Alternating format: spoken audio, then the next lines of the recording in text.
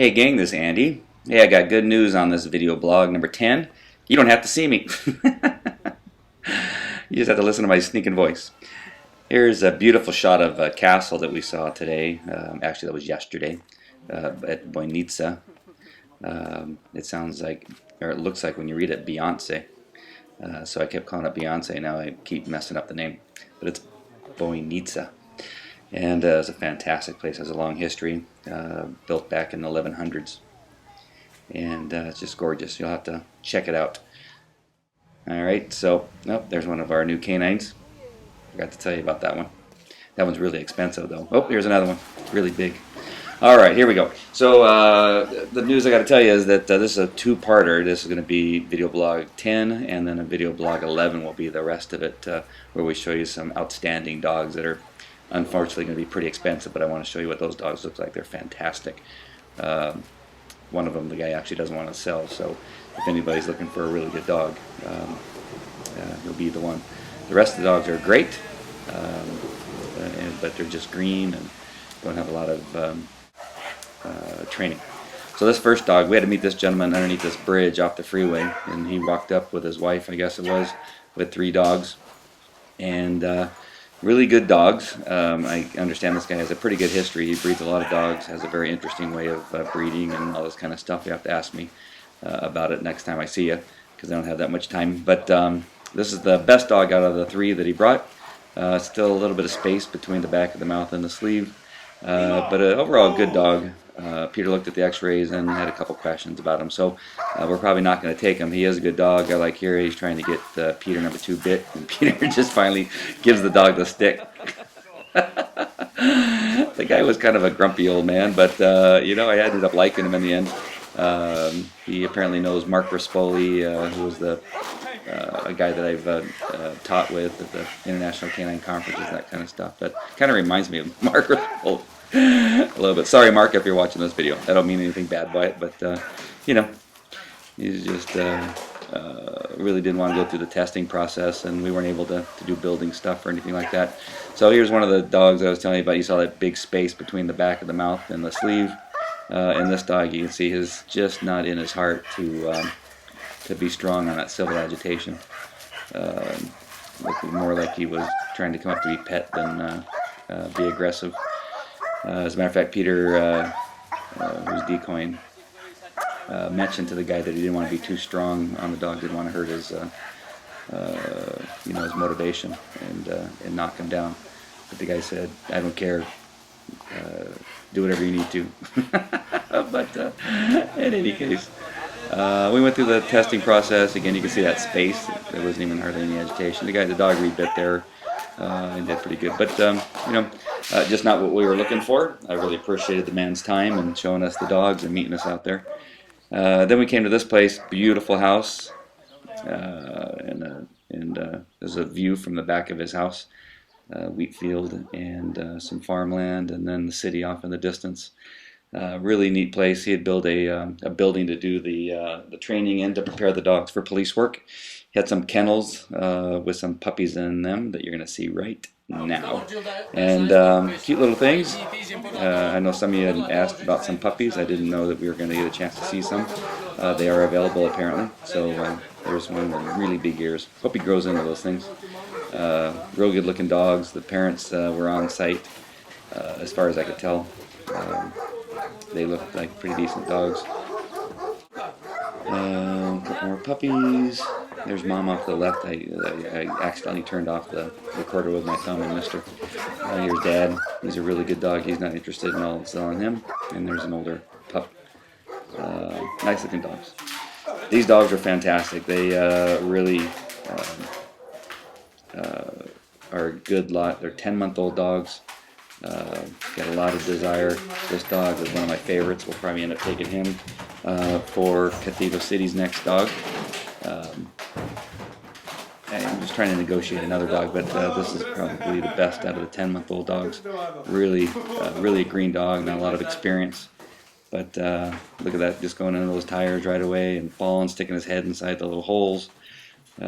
Just a really outstanding pup at 10 months of age. Again, I'm only showing parts of the test, just due to the length of time on the videos. But really motivated to find that toy. Didn't really care what he was stepping on, if he was falling, slipping, sliding, butt up in the air, feet on the ground, that kind of thing. Then on his own, went up on top of the table and let go of the first ball to get the second ball. So real nice. That table's really shaky. He'd already been on that one, so it's really slippery, as you can see by the shininess. Good looking dog. Good. You're going to see the bite work coming up here. Even takes the ball on his own and goes back to the tires. I want to make sure and show you that he had no hesitation.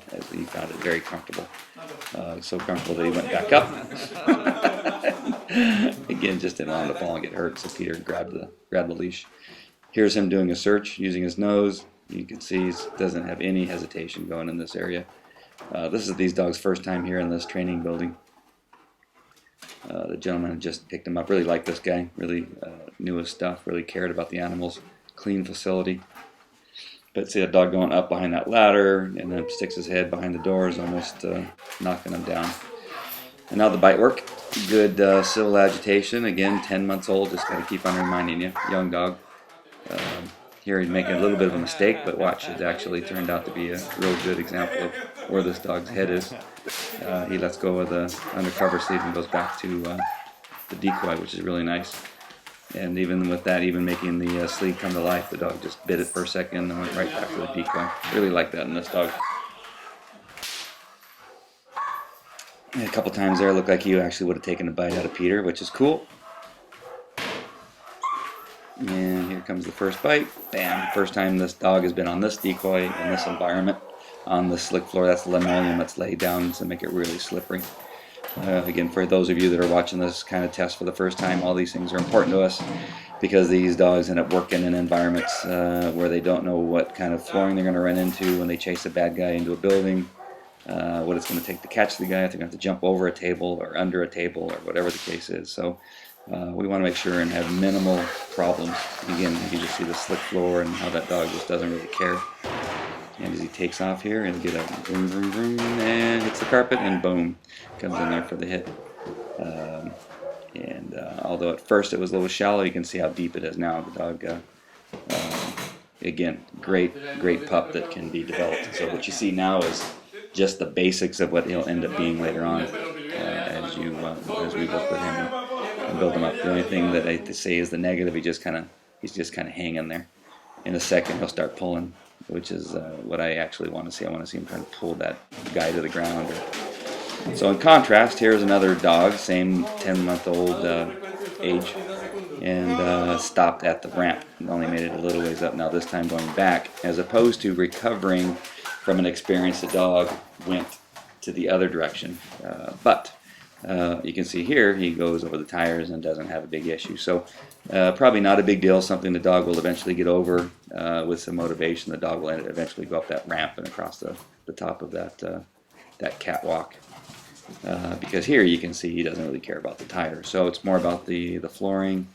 And when we see this dog do the bite work, you'll see the flooring isn't really an issue. But on the case of the catwalk and the ramp, it goes up, off the ground. So that's probably his biggest concern, but it appears to me that the way this dog works, see how he gets behind that ladder and sticks his head between the rungs and then goes back and eventually makes the find inside of that cupboard. Peter gave him a hand there. He'd been searching for a while, but he never stopped, and that's the beauty. Really don't care if the dog even goes in there and finds the toy as much as how much does he continue to work. Here's another thing that you want to look for. You can see the line that he's on. See how slack it is? It doesn't really go tight. He really doesn't test the strength of that spring very much. He hit it one time at the very end, but you can see almost the entire time it stays slack. It gets tight and it goes right back to slack. See, the other dogs, just try to just keep pulling on that chain, and they're trying to get away. This dog immediately felt the tension and just went to slack. So the motivation is in the power. How strong is he pulling against that chain? And he just wasn't showing that yet at this time. But a nice dog overall. Look at that full mouth bite. So there's a few negatives, but a lot of positives. Tail's wagging. He's on the slick floor taking the bite. He doesn't let go when those front paws come off the ground. Many dogs would let go as soon as those front paws get taken off the ground on a slick floor. Here he's a little bit stronger, but see now his focus is on the sleep. but now is motivation to get the sleeve. So strong motivation for play, strong motivation for the toy. Now you see the decoy has it, and now you see the slack in the line again. There it is, and now the strength just for the sleeve. So right now the interest is solely in the equipment and not necessarily the man. And again, that's for now. Young dog. This dog could be developed with that bite work and some of the positives that we saw in the tires and that kind of stuff. Social dog. Alright, here's another dog. And actually, I haven't been giving you the names of these dogs. The first dog that was underneath the bridge, that dog's name was Lima. The first dog we saw was the 10-month-old pup. His name was Renee. When I really liked this dog, well, the second dog was Zach, 10-month-old, and on this third dog, he actually went up the ramp, got onto that little bit of a catwalk is what I'm calling it. It's the top of a cover, but what I'm calling it a catwalk. He got all the way up there and realized, oh, crud.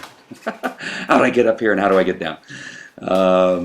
But Peter did the right thing by taking the dog back, put the ball up there, and let the dog take the ball off of the catwalk or the top of the cupboard. So Peter, very mindful of where these dogs are, and it may be a test, but there's opportunity for training and build up in the test. Here the dog did fine until he got out there. Once he got the prize, now he's got a little bit concerned about where he was. So again, what I like is their motivation and thought process to get the thing allows them to get over the obstacle. But the negative is once they get it, then they realize, oh crap, how did I get up here? Or how did I get myself in this position? So a little bit of negative, but the motivation's there. Here you see the chain is getting strong or tight, and the spring is being pulled strongly. So good. And he's on slick floor. So just the fact that they're keeping it tight is a positive. They don't back up when Peter comes at them with a stick. Good civil agitation on this dog. I like this dog. His name is Una. Right. And again, a good task, good civil. Here comes the sleeve. You see the string goes after the stick, but turns and goes to the decoy. And that's in contrast to their dog. He stayed at the piece of equipment, the sleeve. This dog went to it, but then left it to go back on the decoy. Of course, the sleeve is a little bit of a motivator there, but again, it's about what the dog does in regard to all these things and how he recovers. Again, leaves the slick floor to go take the bite. Now here's the last dog I'm going to show you, but I'm going to start him on part 2 because he is a really, really good dog. Unfortunately, the man knows it, and he really actually doesn't even want to sell the dog. Very strong dog. This dog's name is Casey. His price will be somewhere in the neighborhood of $11,000 probably after we purchase him and get him exported and all that kind of stuff. So the price is going to be pretty high for him, but you can see it's just a really nice dog. He gets up on that stuff, tail wagging, enjoys the work, and when you see him on part 2 on the bite work, you'll really see why I like him.